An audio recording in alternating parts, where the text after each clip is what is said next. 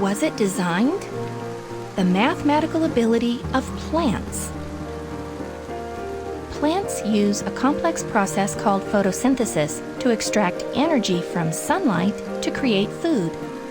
Studies on certain species have revealed that they perform yet another feat. They calculate the optimum rate at which to absorb that food overnight. Consider, by day, plants convert atmospheric carbon dioxide into starch and sugars. During the night, many species consume the starch stored during the day, thus avoiding starvation and maintaining plant productivity, including growth.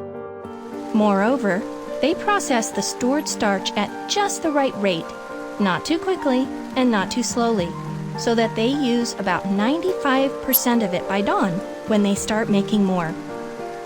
The findings were based on experiments on a plant of the mustard family called Arabidopsis thaliana. Researchers found that this plant carefully rations its food reserves according to the length of the night, no matter whether 8, 12, or 16 hours remained until dawn. Evidently, the plant divides the amount of starch available by the length of time remaining until dawn, thus determining the optimal rate of consumption. How do plants ascertain their starch reserves? How do they measure time? And what mechanism enables them to do math? Further research may shed light on these questions. What do you think? Did the mathematical ability of plants come about by evolution? Or was it designed? End of article.